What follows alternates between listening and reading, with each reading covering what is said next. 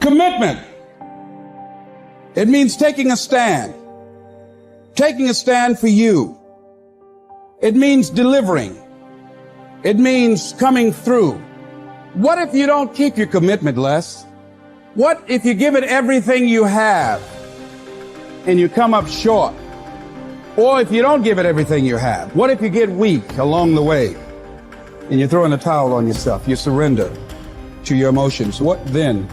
A lot of people become discouraged, they become frustrated, and they say, oh, what the heck? And they go back to doing what they were doing before, saying it doesn't work. You get to make a choice. Is failure going to break you, or is failure going to make you? You get to decide. Failure doesn't. It's okay to fall. It's okay to cry. It's okay to go home. But quitting should never be an option. It's not in falling that makes us failures. It's in not getting up that makes us failures. And you get to decide if you get up or you don't get up. We're going to take setbacks. We're going to take some defeats from time to time in our lives. When that happens, what that actually does, what that actually should do, is make your vision clear. Make your mission clear. Anyone who's successful has failed much more than you know. Like, you look at somebody who's an unbelievable athlete, somebody who's an unbelievable entertainer, speaker, communicator, artist. They didn't just show up that way. They are being rewarded in public for what you practice in private consistently. You might want to jot that down. We're all rewarded in public for the things that we consistently practice and refine in private. And so you see that person, you think they're a genius, but if you watch, they've been failing more than anybody else. They just failed more often, so they learn quicker. You got to tell yourself, despite the circumstances, the situations, you have to tell yourself that I'm not going anywhere until I get to go. Until I make my dreams become a reality, I'm not quitting. I don't care how much money I have to invest. I don't care how much time I have to invest. I'm going to continue to do this until I become successful. You can pretend that you care, but you can't pretend that you're there. The only way you can be there is to show up. And what I'm asking you to do for me, you will never be a failure if you show up every single day.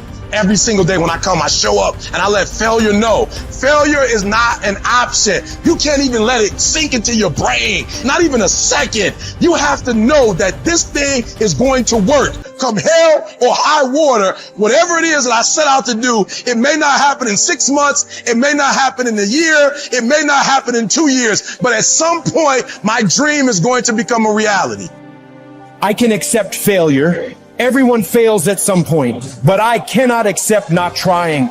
When you've tried your best, when you've given 120%, you should never feel bad. You pick yourself up, you look at it from another perspective, you come up with another solution, and you go at it again. You're a problem solver. You're not soft. You're not weak. You don't quit. You don't surrender. You fall 7 times, you get up 8.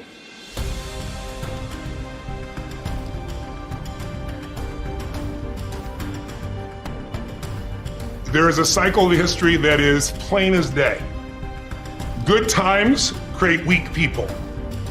Weak people create bad times. Bad times create strong people.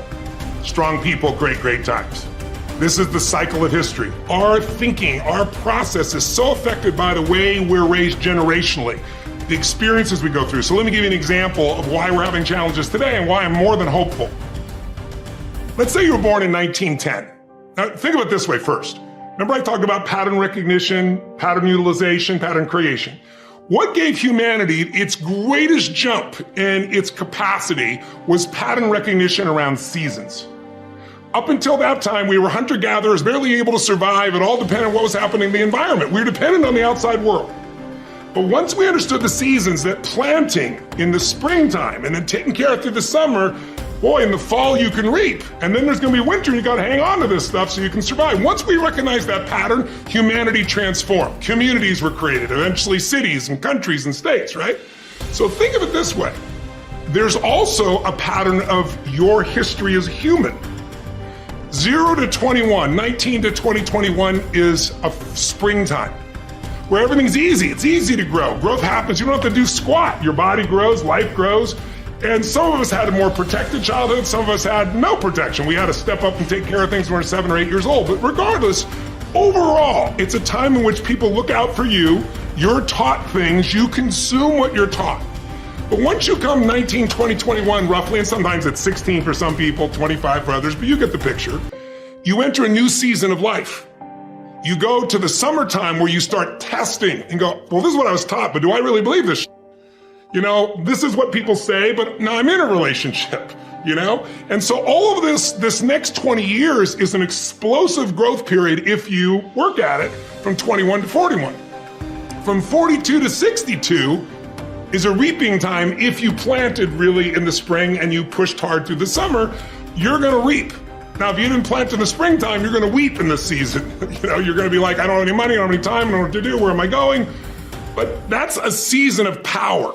That's when you really start to be able to lead companies, businesses, environments, and so forth. And again, some people get there earlier, some later, but overall, generationally, that's it. And then 63 to 83 is winter, and that winter time is a little different for somebody. Right now, that time is, maybe it's time, I'm an elder in the community, now it's time for me to mentor, to communicate. And if you're lucky, it goes 83 to, say, 103. Or the oldest living human is about 119, if you were lucky enough to do that. Maybe you get an extended period of time where you enter the next springtime. So there's seasons that you got to understand, because if you plant in the winter, I don't care how hard you work, you get no reward. If you bought a house, sounds wonderful, in 2007, normally great, 2007, probably not so great, you're probably just starting to do okay in the last 3 or 4 years, right? So there's a timing to things. There's a timing in your life. There's also timing in history. So imagine you're born in 1910. When would you come of age? 19 years old, 1929. What did you grow up with? World War I ended during that time, the whole world celebrated, and the roaring 20s began, and you're in your teens, cars, radios, parties. You can't wait to turn 19, 20, 21, right? And what happens? For that generation, right at that stage of life, the whole game, the wolves pull out from it, and people are jumping out of buildings, the economy goes to the floor, we got the Dust Bowl. But it didn't end there. Because what happened when they were 29? 1939, World War II. And you and I are too young to know it, but those around know that it looked like we were going to lose. Hitler was storming across Europe. It looked like life as we know it was over. And these people went overseas and became heroes. They faced such unbelievable, they were thought as flappers, they were thought as weak, they were a lot like a lot of the generation that you see today, the Z generation, not so much because they're just coming up, right? But the millennial generation, by older people, I see them as weak. They're snowflakes, they're this and they're that, but they have technology, they have insights. And when the outside world is demanding enough, not yet, because they're still fearful, they will grow. And that's when things change. And so the season occurs. So think about the difference between the 30s and the 40s versus the 50s versus the 60s as we came after 63 into an American summer as a different mindset versus the 80s to the 2000s, 2010. So we're right now halfway through winter. We're in another winter. It starts financially. Now it's gone to health, but we're far from it. It's going to be war. And it might be cyber war, it might be full-on war, but there's zero question that China and the US are on a collision course that's going to shape the direction of humanity. And so the people that right now are alive today are going to have to grow in that environment. I really think we're at a season where there's going to be a whole new level of growth. And what I just want to do is be one of the many sources that can give people perspective, because here's the problem. A year ago, people thought we were coming out of, we got vaccines now, and we're coming out of COVID, and it's going to be all over now, and people are excited. But now, after going through 2 years of this, there's a lot of people now that no longer have a compelling future. Like, people talking about New Year's resolutions. Most people don't even have one, because it's like they never followed through anyway, right? But at least they had something to look forward to. They're starting to get into learned helplessness. Learned helplessness is when something is so bad over and over again, you start thinking the problem's permanent. No problem is permanent. Or you start thinking the problem's pervasive because I haven't handled my finances, my whole world's over. Or because my relationship's bad, my whole world's over. Your life is bigger than that. Or all this is happening because there's something wrong with me. When you get to that point, you stop trying. And so my goal right now is to shake that up for people. People need a new perspective, and you can't do it by just sitting and thinking. You got to move your body. You got to change your energy and your focus, because low level of energy, I don't give a damn how smart you are, you're not going to use all your ability. But if I get you into a higher state of being, mentally, emotionally, physically, then all of a sudden you start remembering who you are and you start coming up with answers that you never even thought were possible before.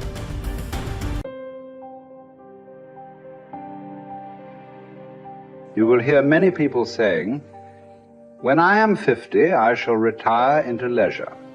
When I am 60, I shall give up public duties." And what guarantee do you have of a longer life? Who will allow your course to proceed as you arrange it?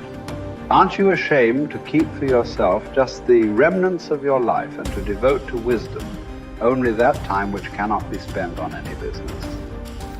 How late it is to begin really to live, just when life must end. Stop letting yourself be distracted. That is not allowed. Instead, as if you were dying right now. Stop allowing your mind to be a slave, to be jerked about by selfish impulses, to kick against fate and the present, and to mistrust the future. In your actions, don't procrastinate. In your conversations, don't confuse. In your thoughts, don't wander. In your soul, don't be passive or aggressive. In your life, don't be all about business. It is essential for you to remember that the attention you give to any action should be in due proportion to its worth, for then you won't tire and give up if you aren't busying yourself with lesser things beyond what should be allowed. Putting things off is the biggest waste of life. It snatches away each day as it comes and denies us the present by promising the future. The greatest obstacle to living is expectancy, which hangs upon tomorrow and loses today. You are arranging what lies in fortune's control and abandoning what lies in yours. What are you looking at? To what goal are you straining? The whole future lies in uncertainty. Live immediately. The best livelihood, particularly for the strong, is earning a living from the soil, whether you own your land or not. Many can support their families by farming land owned by the state or private landowners. Some even get rich through hard work with their own hands. The earth repays those who cultivate her, both justly and well, multiplying what she received, endowing in abundance all the necessities of life to anyone willing to work, and all this without violating your dignity or self-respect.